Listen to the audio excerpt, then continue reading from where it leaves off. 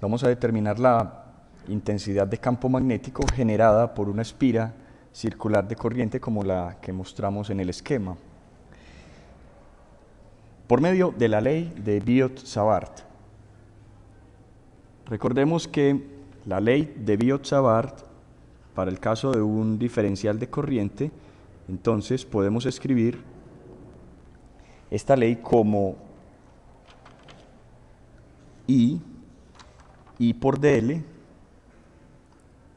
dl como vector, producto cruz con el vector distancia al punto P desde la corriente. Bueno, vamos a colocar solamente el cociente, sobre 4pi, la constante de las unidades del sistema internacional, r a la 3. Obviamente entonces la dirección estará dada por el producto cruz de los vectores dl y r. Bien, como siempre, pues lo primero que debemos hacer en el esquema es identificar en el alambre o en la distribución de corriente nuestros vectores, nuestro vector diferencial de línea y nuestro vector de distancia. La distancia desde la corriente hasta el punto P. Entonces observemos que el dl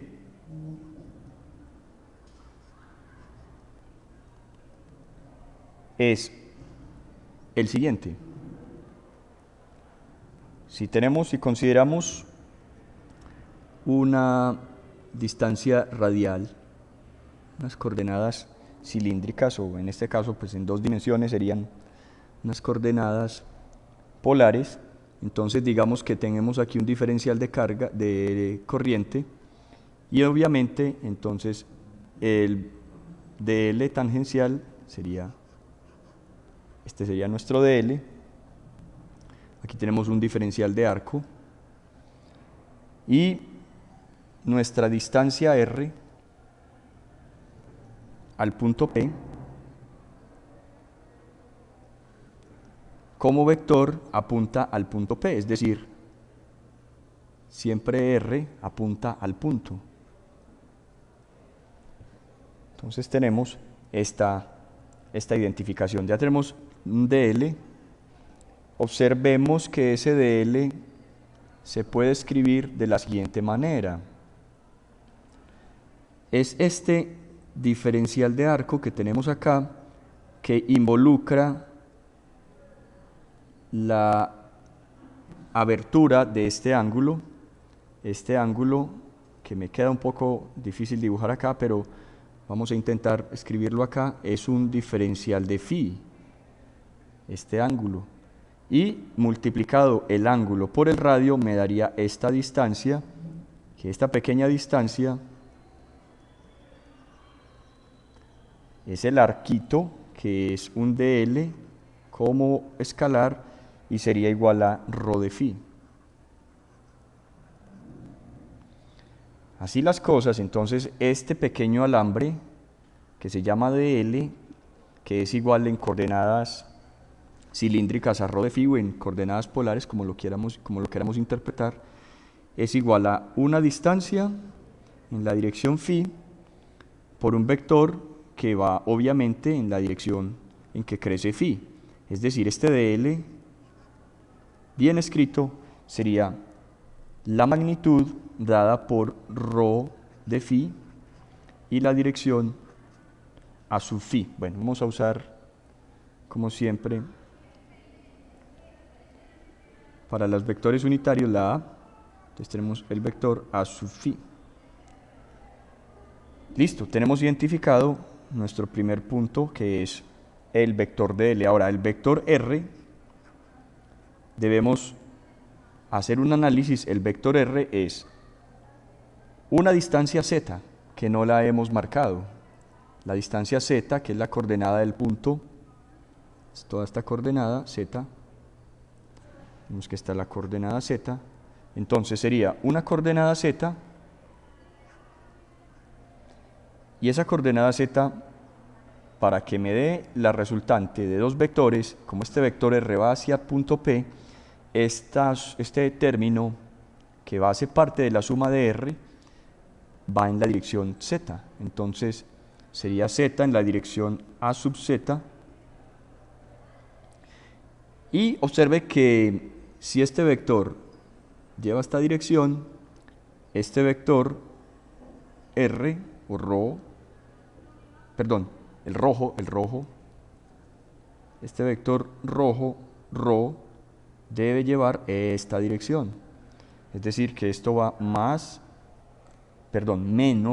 porque el vector u sub rho va en sentido contrario a rho, entonces es más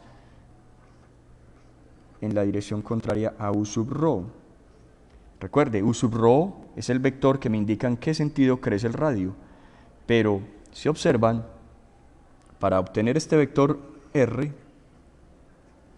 necesitamos un vector que vaya en sentido contrario, que es rho en la dirección contraria a sub rho, y otro vector luego acá que sea z en la dirección a sub z. Entonces este es nuestro vector r. Así las cosas. Bueno, ahora hay que hacer el producto cruz entre ellos, entonces vamos a plantearlo por acá. El producto cruz rápidamente de dl, producto vectorial con r. Al menos vamos a decir que esto es el determinante o el pseudo determinante mejor, de a sub rho en coordenadas cilíndricas. Base es a sub rho, a sub phi y a sub z. Esta es la base en cilíndricas. Ahora, el primer vector del producto vectorial es dl. dl no tiene componente radial, ¿sí? Miren que dl se puede escribir como 0, componente radial, componente azimutal sería rho de phi,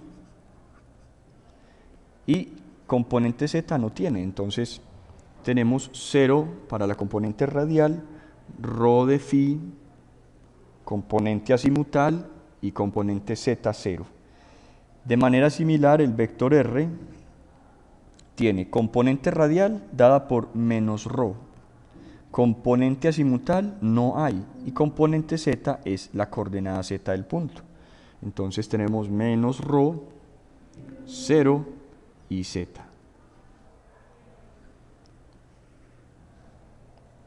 Si realizamos este producto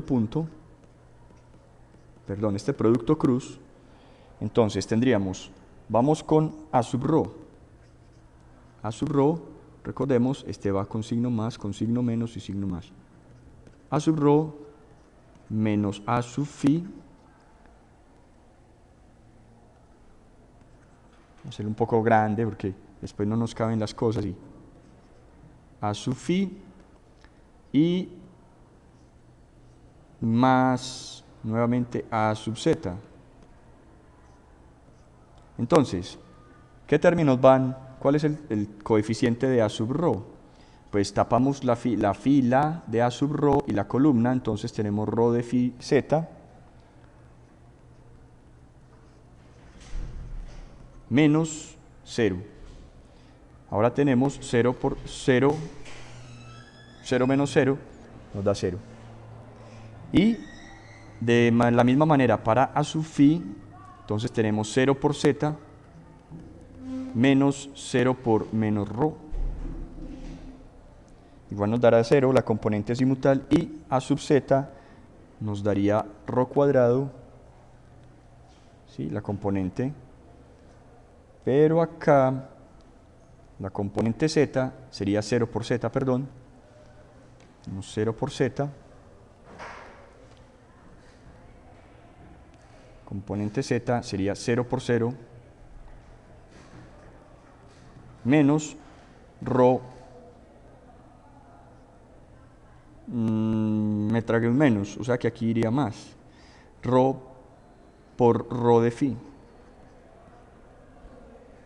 De manera que el producto vectorial de estos vectores sería z por rho de phi en la dirección a sub rho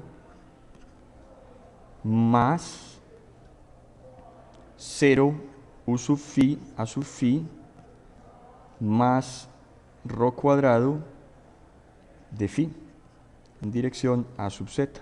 Este es nuestro vector. O sea, observemos que el campo parece que va a tener dirección radial y dirección en z. Así las cosas, entonces, al plantear la ley de Biot-Savart, al reemplazar,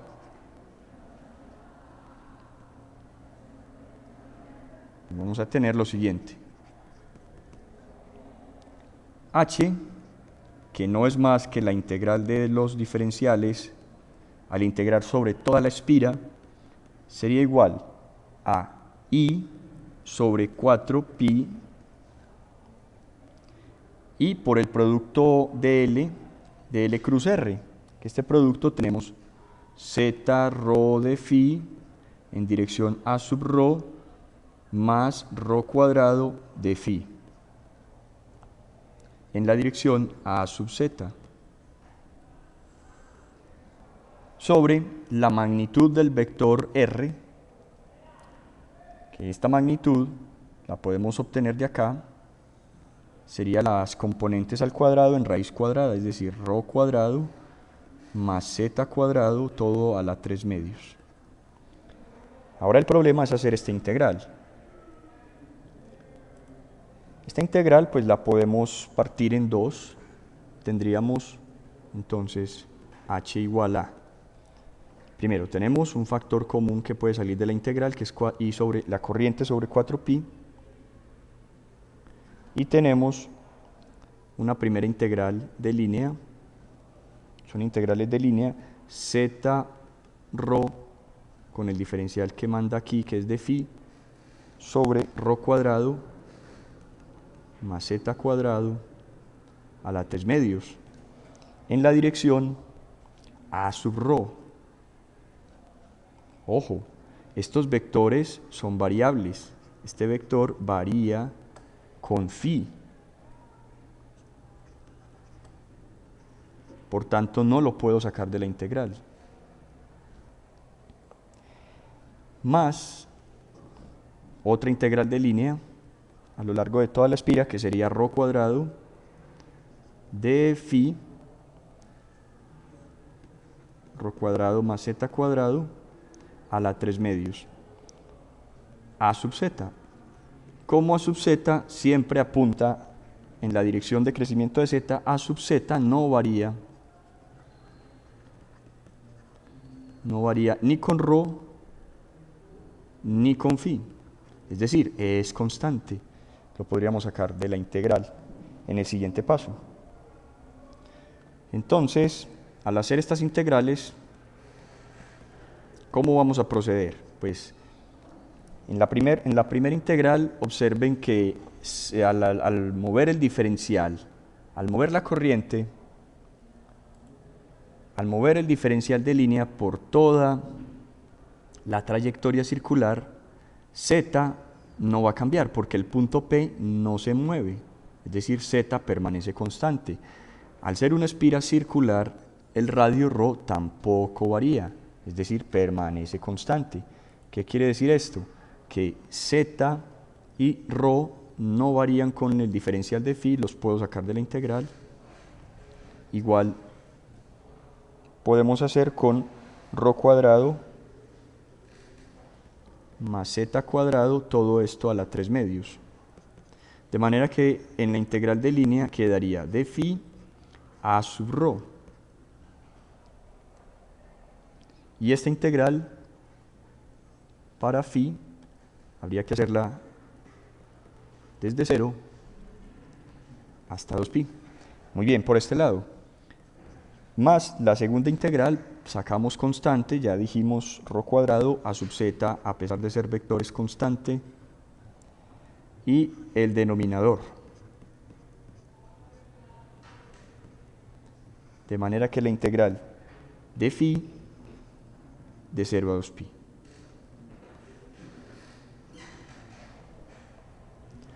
Ahora, resulta que si miran de nuevo el dibujo, al integrar desde 0 hasta 2pi a sub rho, siempre para un valor de phi,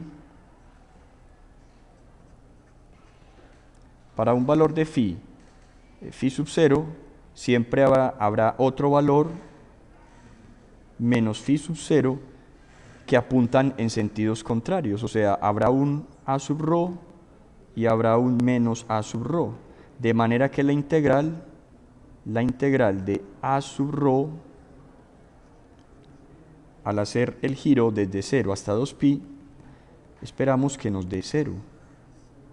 Es decir, se cancela por parejas las integrales de a sub rho. Esto también se puede comprobar recordando la componente radial en términos de las componentes cartesianas. Por ejemplo, en componentes cartesianas, la componente rho cilíndrica es lo siguiente.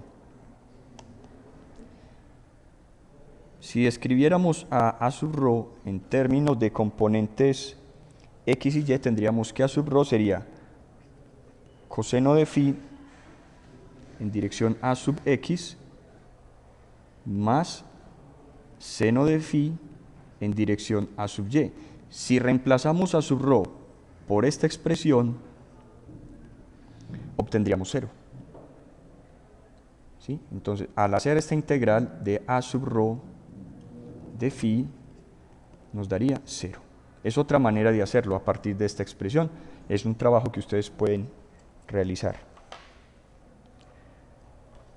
Bueno, entonces, queremos decir que esta integral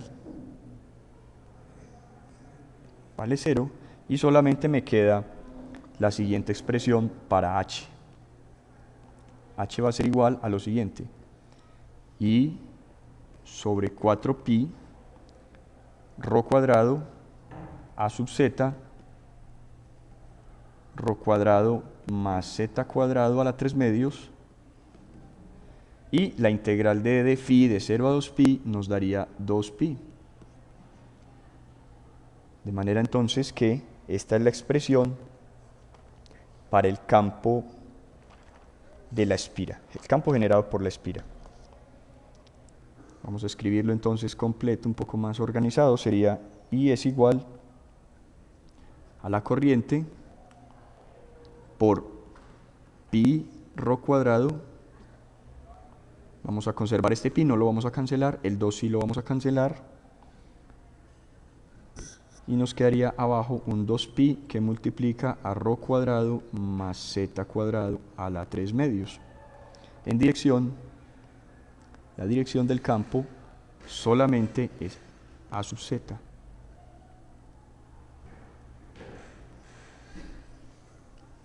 Y esta es la intensidad H, intensidad de campo magnético para una espira de corriente. Bien, ¿qué significa entonces que el campo vaya en la dirección z? Si recordamos otra vez nuestro diagrama, pues tenemos la corriente, lleva cierta dirección, tenemos acá nuestro plano de referencia, nuestro eje de referencia, y entonces en el punto P,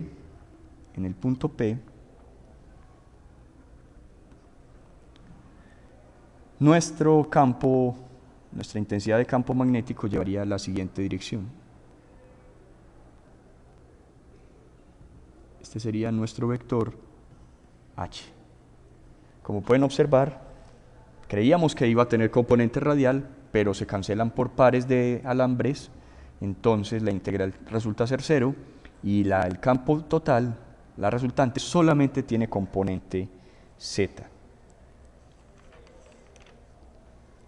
Muy bien, esto es todo.